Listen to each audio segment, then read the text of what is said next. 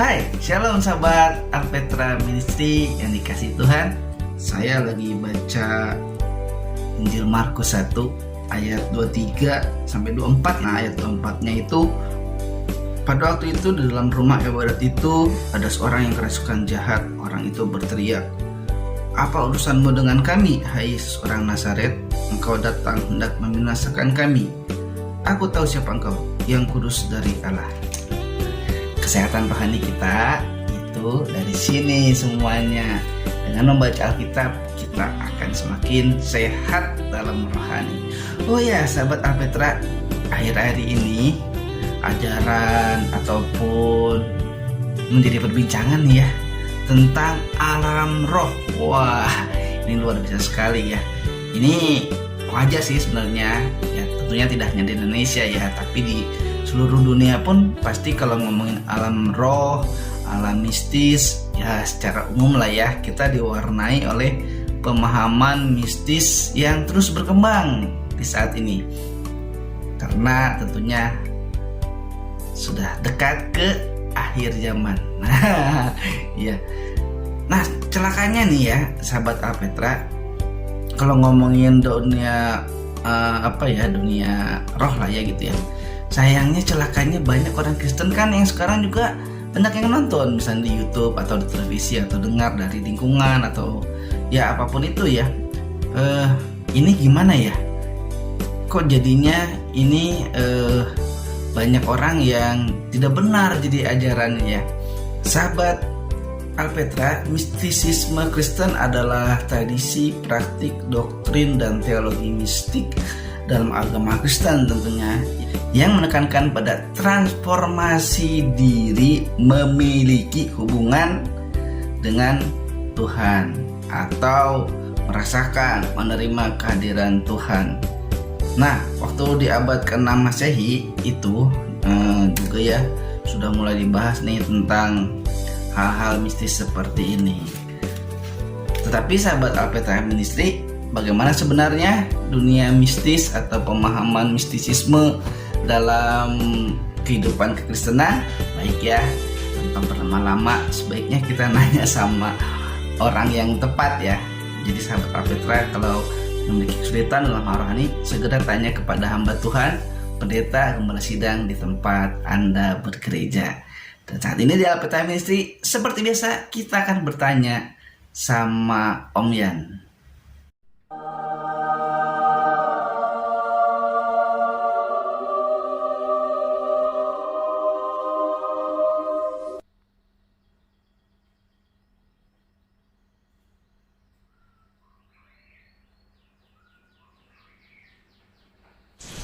Selamat sore Om, shalom.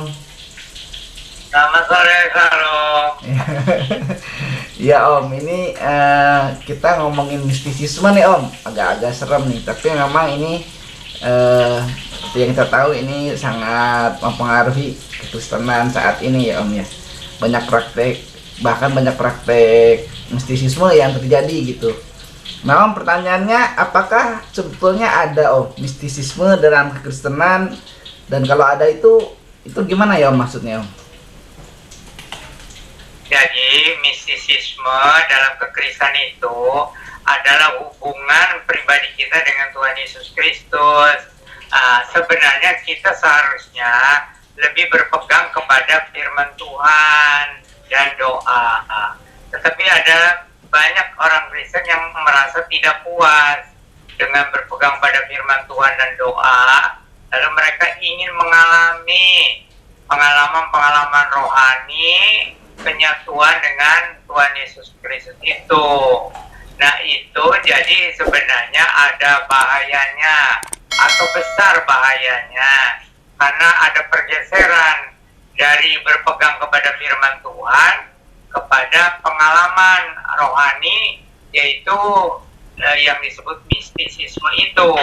Jadi hubungan pribadi dengan Tuhan tapi secara roh gitu. Oh iya Om. Jadi itu ada bahayanya, karena kalau tidak berpegang teguh pada firman Tuhan, itu nanti kita mudah disesatkan kalau kita berhubungan dengan alam rohani.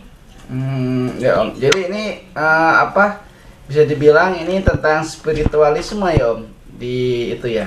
Kalau di agama ya, kerohanian atau spiritualisme gitu. Kalau arti dari spiritualisme itu sebenarnya keseluruhan pengalaman rohani.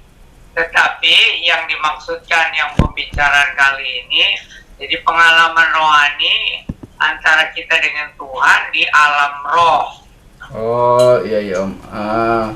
Tuh kalau kayak misalnya ya ada pendeta yang katanya dia bisa masuk ke dunia roh. Nah itu berarti gimana Om? Betul atau enggak ya Om? Sejauh tidak menyimpang dari kebenaran firman Tuhan, nggak apa-apa. Cuma namanya manusia itu rentan untuk disesatkan oleh dunia roh, begitu. Jadi itu persyaratannya sangat ketat, yaitu kita harus sudah membaca dan merenungkan firman Tuhan sudah bolak-balik dari Kejadian sampai Wahyu, Iya iya. begitu. Dan kita memahami ajaran-ajaran penting di dalam kekristenan, gitu. Jadi doktrin-doktrin, misalnya dalam kitab Perjanjian Baru terutama ya, Iya. itu harus kita jangan sampai keluar sedikit pun, gitu. Oh iya Om. Jadi kalau gitu Om, sebetulnya secara Alkitab pandangan tentang dunia roh itu bagaimana Om sebetulnya?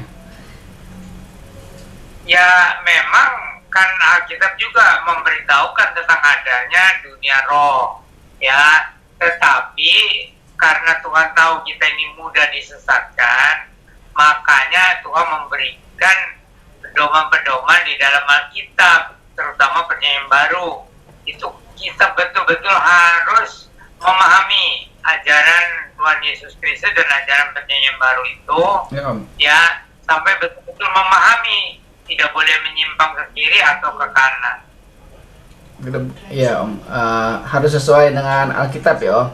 Berarti ya Om, kalau pandangan Ya, itu. Alkitab tentang alam roh berarti harus kembali gitu. Nah sedangkan di Alkitab sendiri kan banyak hal ya Om yang berkaitan dengan spiritualitas ini gitu. Terutama di kitab Markus pasal yang pertama itu kan ada orang yang kerasukan, terus Tuhan Yesus mengusir roh jahat. Nah itu berarti memang keberadaan apa seperti Lucifer, setan, iblis itu betul-betul ada kan di Alkitab ditulis juga memang ada ya Om. Memang ada. Iya. Nah lalu Om kalau gitu fenomena misalnya penampakan atau perwujudan dari dunia lain itu, kalau yang para spiritual atau orang yang mistis tuh bilangnya entitasnya gitu bisa terlihat, terwujud, itu gimana Om? Nah, karena Alkitab itu sudah lengkap, jadi kita tidak usah terlalu memperhatikan alam roh. Tapi yang kita harus perhatikan itu setiap hari merenungkan firman Tuhan, memahaminya, dan berusaha memahami betul-betul keseluruhan Alkitab itu, apalagi Perjanjian Baru, supaya kita jangan sampai disesatkan oleh dunia roh. Gitu. Nah itu kan suka ada lah Om beritanya gitu, kabar ini ada penampakan Bunda Maria misalnya tuh di sini gitu, atau ada gambar Tuhan Yesus entah di awan, entah di tembok, entah di mana. Nah itu gimana Om? Jadi ada orang Kristen ya cukup banyak juga yang tidak puas dengan apa yang tertulis di dalam firman Tuhan, tetapi ingin mengalami hal-hal yang dianggap ajaib. Itu tadi pengalaman-pengalaman rohani di alam roh. Itu padahal kita tuh sangat mudah disesatkan, ditipu oleh dunia roh. Jadi sebaiknya kita tuh harus puas dengan firman Tuhan dan doa dan hubungan kita yang tulus di dalam ketaatan terhadap kehendak Tuhan, dan juga terlibat di dalam pekabaran Injil, di dalam pemuridan. Itu yang terutama. Jadi jangan berharap terlalu banyak kita ingin mengerti alam roh. Itu malahan ada semacam ayat-ayat itu yang menasihati kita jangan kita terlibat banyak dengan alam roh, tapi cukuplah dengan firman Tuhan dan hubungan pribadi dengan Tuhan Yesus Kristus. Dan Roh Kudus juga membimbing kita itu harus sesuai dengan firman Tuhan. Kalau tidak ya berarti bukan Roh Kudus. Tapi Om, kalau kita bicara tentang rohani kan berarti kita itu berhubungan di alam roh kan sama Tuhan ya Om. Spiritualitas Memang. rohani gitu. Ya memang itu kan sudah alam rohani, tetapi supaya objektif kita tuh harus mengandalkan firman Tuhan, dan Roh Kudus itu tidak mungkin membimbing kita itu keluar dari kebenaran firman Tuhan. Iya Om. Maksudnya di sini kan juga ada dibilang menyembah dalam roh dan kebenaran gitu kan Om. Berarti memang ada apa ya? Ada sisi roh itu atau dunia rohani itu betul-betul spiritual itu ada kan jadinya Om. Nah, itu yang banyak orang salah menafsirkannya. Jadi kita beribadah dalam atau berdoa dalam roh dan kebenaran, lalu di sana penafsiran di dalam roh itu seolah-olah di alam roh. Padahal sebenarnya itu antara hubungan pribadi kita dengan Tuhan Yesus Kristus. Nah, otomatis kalau kita tulus dan sungguh-sungguh berhubungan dengan Tuhan Yesus Kristus, penyerahan dan ketaatan kepada Tuhan Yesus Kristus, itu sudah otomatis Roh Kudus yang mengendalikan kita dan yang menaungi kita. Dan kita jangan terlalu berharap dengan perasaan-perasaan atau pengalaman-pengalaman alam rohani gitu. Soalnya gini Om, kan ada gereja yang mengajarkan Om bahwa Allah itu ingin membawa gerejanya untuk bergerak dari roh ke roh, itu bergerak secara spiritual di alam roh. Karena ada orang yang tidak bisa dijangkau dengan pemberitaan Injil secara manusia. Untuk orang yang demikian yang tidak bisa dijangkau, Allah bergerak dalam level berbeda. Jadi Tuhan mengutus malaikat untuk menjumpai mereka yang bersungguh hati untuk mencari Allah. Nah itu yang terjadi sama Cornelius itu seperti itu katanya Om. Nah itu gimana Om pemahamannya gitu?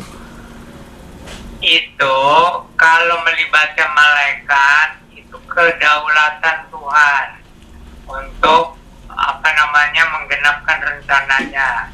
Kalau kita, kewajiban kita ya memberitakan Injil dan pemuridan gitu. Jadi kita jangan sampai menginginkan pengalaman-pengalaman spiritual yang aneh-aneh gitu.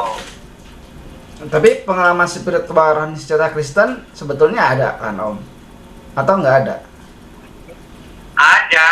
Jadi begini, ada orang yang doa puasa ya, ada yang sehari semalam, ada yang 3 hari 3 malam, ada yang 40 hari tapi makan gitu. Jadi itu seperti mempertajam kehidupan rohani gitu ya, karena jasmaninya sudah seolah-olah sering disiksa jasmaninya atau dikekang gitu.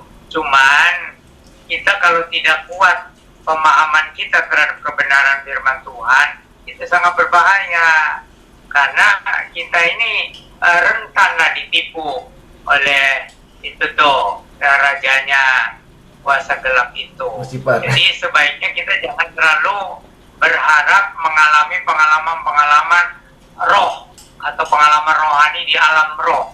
Pegangan kita terutama firman Tuhan, tetapi kita betul-betul mentaati dan berserah kepada Tuhan Yesus Kristus. Jadi jangan terlalu berlebihan mengharapkannya. Yang penting berserah kepada Tuhan Yesus Kristus dan taat kepada firman-Nya. Nah ini Om, ada pertanyaan lagi Om. Apakah di Kristen juga percaya adanya jin Om? Jin? Iya itu, tapi namanya itu ya roh-roh gitu ya. Namanya itu dunia roh. Nah, jadi kita percaya kepada Roh Kudus yang merupakan kehadiran Allah, kehadiran Tuhan Yesus Kristus di dalam dunia ini, terutama menyertai orang percaya dan di dalam usaha pekabaran Injil. Tetapi kita jangan lebih dari itu. Ya, jadi kalau kita terlalu berharap pengalaman dengan alam roh, nanti kita jadi disesatkan atau ditipu gitu, karena mereka kan lebih berpengalaman. Mereka tuh maksudnya roh-roh itu lebih berpengalaman dari manusia. Jadi sebaiknya kita harus betul-betul berpegang kepada ajaran Tuhan Yesus atau firman Tuhan.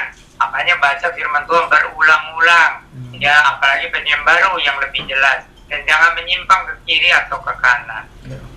Nah Om, selain menyimpang ke kiri dan ke kanan ya Om, itu kan juga bisa mempertajam, apa tadi Om bilang, mempertajam kerohanian kita ya, spiritual kita. Kalau kita nggak menyimpang ke kiri dan ke kanan dari Alkitab, mempertajam kerohanian itu, apakah ada ininya Om? Ada apa ya? Ada teori dan prakteknya gitu Om? Jadi yang diajarkan di dalam Alkitab itu tekun berdoa atau berdoa dengan tidak berkeputusan, dan setiap hari kita tuh hidup sesuai dengan firman Tuhan gitu. Jadi hubungan pribadi dengan Tuhan Yesus Kristus atau dengan Roh Kudus atau dengan Allah Bapa itu siang dan malam tidak terputus. Baru kita betul-betul hidup dalam rohani yang benar. Oh iya Om. Jadi itu intinya harus berusaha untuk berdoa, baca firman, hidupnya tidak menyimpang ke kiri ke kanan gitu ya Om ya. Ya berkaitan dengan itu intisarinya. Intisarinya ya Om. Jadi jangan terlalu berharap pengalaman-pengalaman yang aneh-aneh. Iya. Masalahnya kita ini mudah tertipu karena kita itu seperti kita merasa, aduh, gua mendapatkan pengalaman luar biasa gitu. Iya. Padahal kita tuh harusnya ulat kepada ketaatan terhadap firman Tuhan. Tentu saja dipimpin oleh Roh Kudus. Tapi Roh Kudus itu selalu menyatu dengan firman Tuhan. Oh iya. Nah Om, di video yang sebelumnya juga kan kita udah bahas tentang exorcism ya Om ya.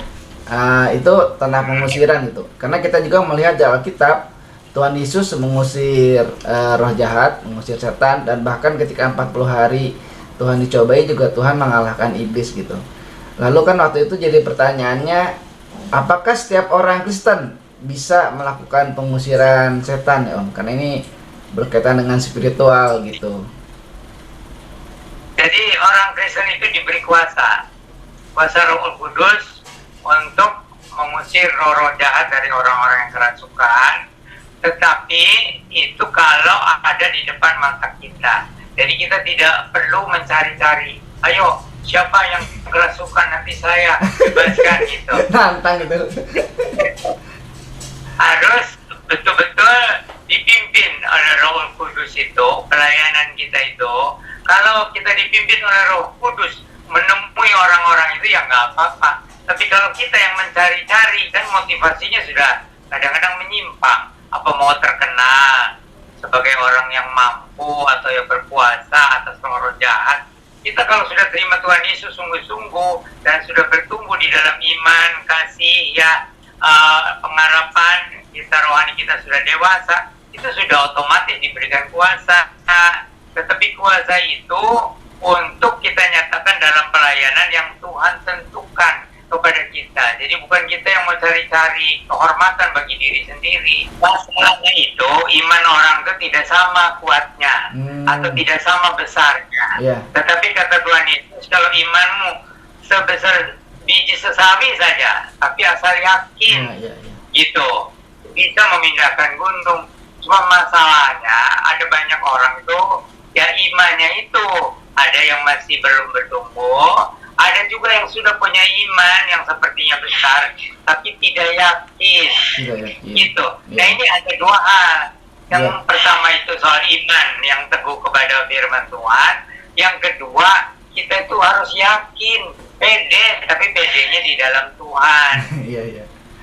Nah, itu yang harus diajarkan juga. Jadi orang Kristen itu jangan bilang, ya saya percaya. Tapi kamu pede nggak di dalam Tuhan? Tapi pedenya bukan sombong ya, bukan. Yakin, betul-betul yakin gitu. Apa yang kita baca di dalam firman Tuhan, itu yakin, itu bisa kita pegang.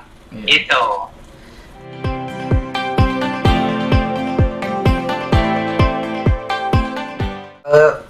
Tentang indigo itu gimana tuh Om? Betul atau enggak ya Om? Saya belum menyelidiki ya. Soal indigo, tapi yang pengertian saya sih itu ada orang-orang yang seperti mempunyai ketajaman batin gitu ya. Orang indigo seperti punya ketajaman batin. Tetapi kita tetap berpegangnya penuh kepada firman Tuhan saja.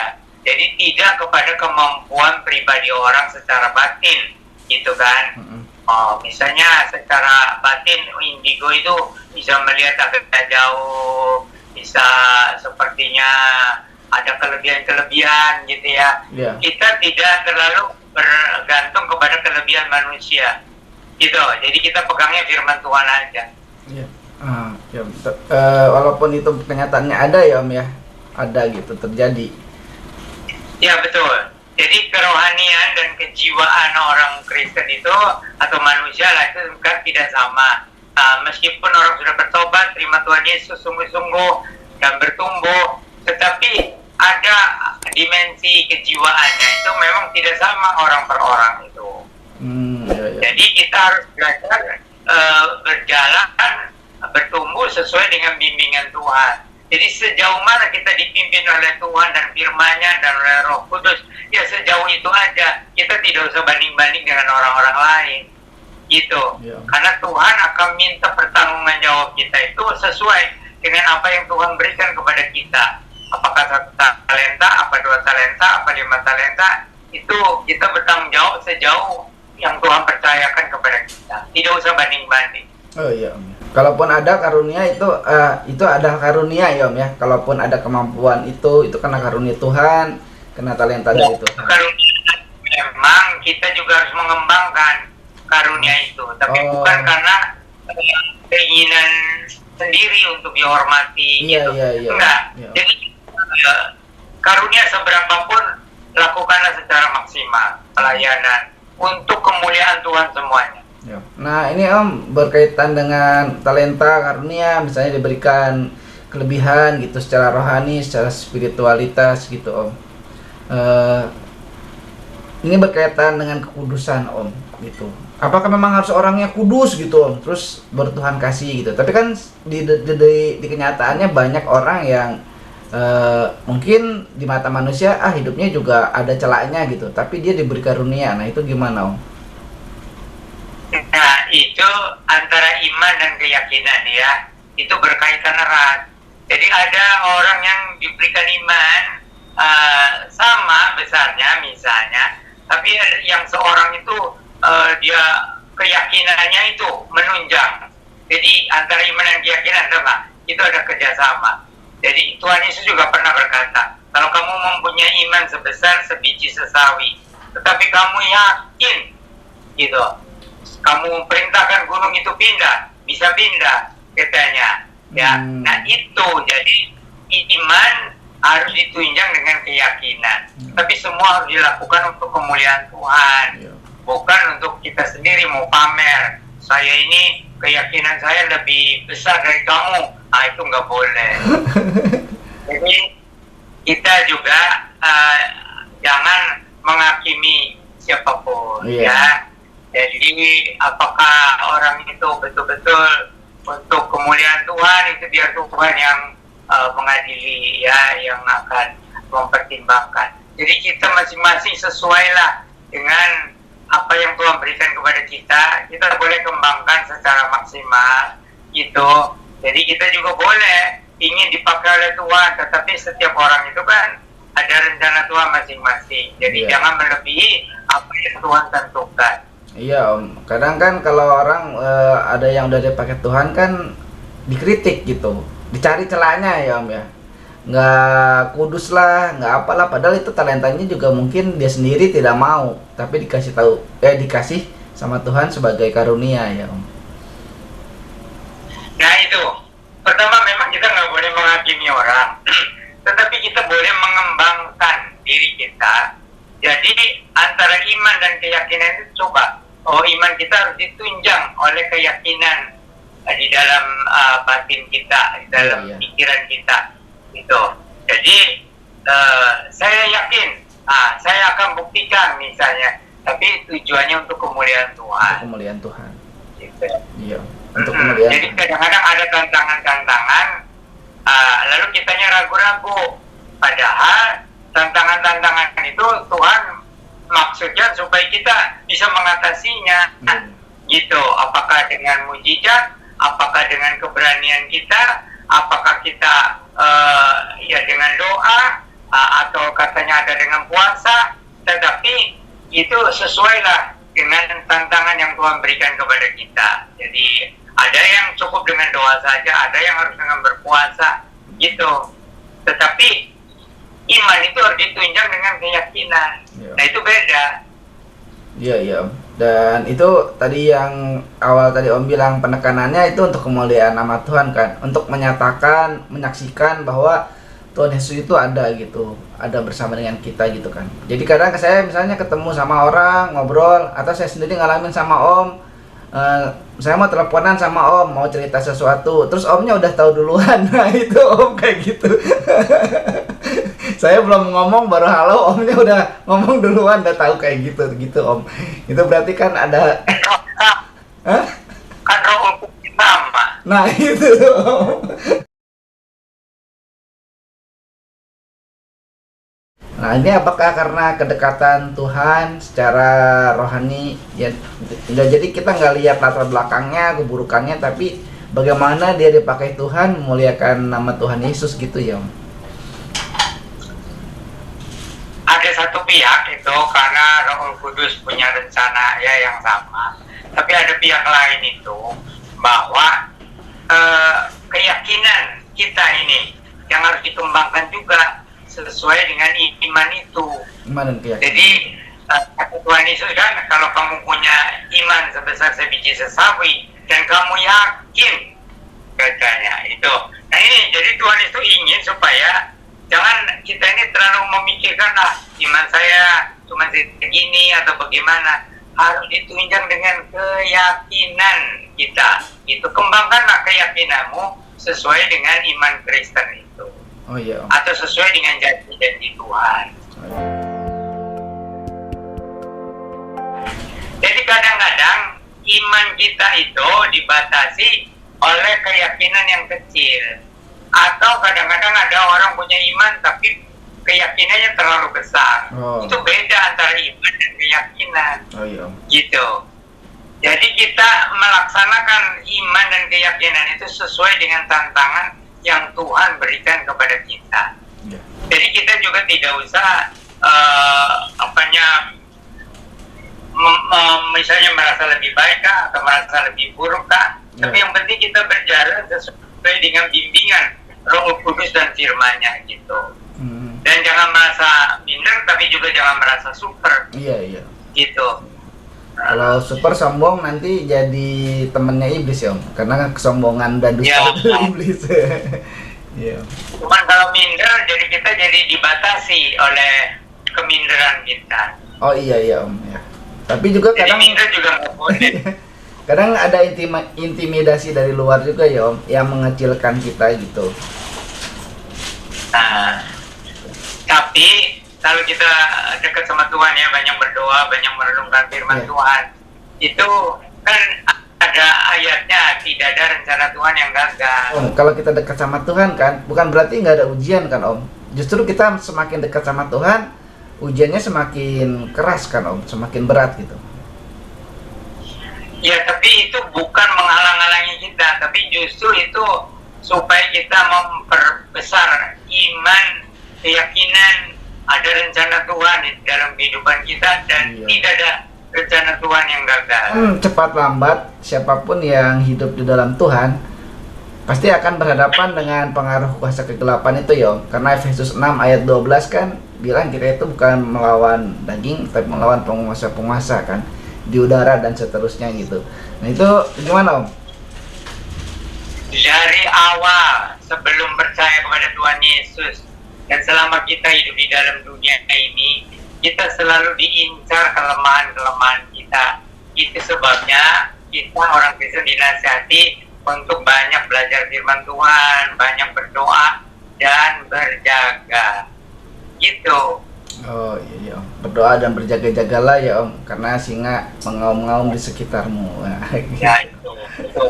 Nah, terutama jangan kita tergoda kepada kesombongan. Jangan kita menjadi munafik. jangan kita juga menjadi penakut gitu. Iya Om. Jadi itu soal dari sikap hati kita itu harus selalu betul, selalu lurus kepada Tuhan, belajar rendah hati gitu. Tapi harus berani di dalam Tuhan. Kayaknya tentang mistisisme ini memang seperti yang Om pesankan, kita memang tidak perlu membahasnya secara itu ya Om, secara detail gitu. Karena yang penting itu adalah bahwa mengabarkan Injil dan juga mengabarkan Tuhan Yesus itu juru selamat gitu. Jadi mistisisme hanyalah sebuah apa ya Om, cukup diperhatikan tapi bukan menjadi perhatian utama, dan juga kita bisa menanggulanginya gitu ya Om. Ya, jadi fokus kepada pekabaran Injil dan pemuridan. Nah, kalau mengenai dunia roh itu asal kita sudah tahu aja. Jadi kita ini selalu diincar kelemahannya, terutama kalau kita menjadi sombong, menjadi serakah, menjadi munafik. Itu kelemahan-kelemahan manusia itu yang harus kita hindari. Itu jangan sombong, jangan munafik, jangan tergoda hawa nafsu, gitu. Tuhan Yesus naik ke bukit ya Om ya. Terus kan ada yang turun, terus ada murid-muridnya lihat Tuhan itu kayak sama siapa? 3 orang, sama Musa, Elia gitu. Nah itu itu katanya bukti bahwa dunia roh ada dan itu bisa kembali lagi gitu orang itu. Ya, memang dunia roh yang ada, cuman itu jadi rencana Allah bagi Tuhan Yesus di dunia ini. Waktu itu kan Tuhan Yesus jadi manusia, jadi perlu penguatan juga, karena menjelang Tuhan Yesus mau ditangkap, mau diadili, mau disalibkan gitu. Jadi Tuhan Yesus diberikan kekuatan khusus gitu, karena sebagai manusia dia harus menghadapi salib, menanggung dosa semua orang padahal dia nggak ada dosa. Jadi banyak orang tidak begitu memahami penderitaan Tuhan Yesus untuk menanggung dosa manusia itu. Banyak umat Kristen juga tidak memahami itu penderitaan yang luar biasa, bukan soal disiksa di kayu salib ya, tapi penderitaan menanggung dosa umat manusia itu tidak ada orang yang sanggup kecuali Tuhan Yesus. Tapi secara manusia dia perlu dikuatkan, makanya lalu Allah mengizinkan ketemu dengan Elia, ketemu dengan Musa, itu untuk menguatkan. Kalau Tuhan Yesus sampai gagal, ya memang tidak mungkin gagal. Kalau Tuhan Yesus sampai gagal, maka percuma lah pelayanan Musa, pelayanan Elia itu. Jadi harus digenapkan dan dipenuhi oleh kematian Tuhan Yesus di kayu salib. Gitu. Kita akan mengakhiri sesi kita di mistisisme ini karena semua pertanyaan sudah dijawab oleh Om. Oh ya Om, dan ada komentar dari YouTube dari @hernawanaan untuk Om. Dia menanyakan kabar Om gitu. Nanti. Ya, kabarnya sehat meskipun sudah tua. Ya, jadi dia itu nulis komentar di YouTube. Dia menanyakan kabar Om dan Om di mana gitu. Ya udah, jadi sudah dijawab sama Om. Baik Om, untuk mengakhiri perjumpaan ini kita akan menutup dengan closing statement dari Om. Mistisisme. Jadi secara prinsipnya memang orang Kristen juga bisa mengalami perjumpaan dengan Tuhan Yesus dan mengalami pengalaman rohani secara khusus gitu ya. Tapi kita harus kembali lagi kepada firman Tuhan sebagai pegangan kita. Jadi bagi orang Kristen dinasihati sih jangan terlalu ingin mengalami hal-hal yang gaib-gaib gitu. Ya, kalau mengalami mujizat ya bagus, tapi juga untuk kemuliaan Tuhan. Tapi kalau pengalaman pribadi dengan Tuhan itu supaya kita jangan sampai tersesat, berpeganglah kepada firman Tuhan yang tertulis itu. Gitu. Pengalaman lahir baru itu harus, dan pengalaman hubungan pribadi dengan Tuhan Yesus berdasarkan firman dan Roh Kudus itu harus. Tapi jangan terlalu berlebihan mengalami hal-hal rohani yang alam gaib. Gitu. Karena kita kadang-kadang bisa disesatkan oleh dunia roh. Tetap harus kembali kepada firman Tuhan. Yo, oke Om. Baik Om, dan terima kasih Om untuk penjelasannya di hari ini. Dan Om juga menuliskan quote untuk hari ini, kedaulatan Tuhan untuk mengutus malaikat dan kewajiban kita memberitakan Injil kepada setiap orang yang disediakan Tuhan untuk dilayani. Itu quote dari Om hari ini. Terima kasih Om untuk penjelasannya. Itulah closing statementnya sebenarnya. Oke sahabat Alpetra, bukan kita tidak mau berlama-lama, tapi cukup perjumpaan kita hari ini. Dan kita akan bertemu lagi dalam pembahasan selanjutnya di lain kesempatan.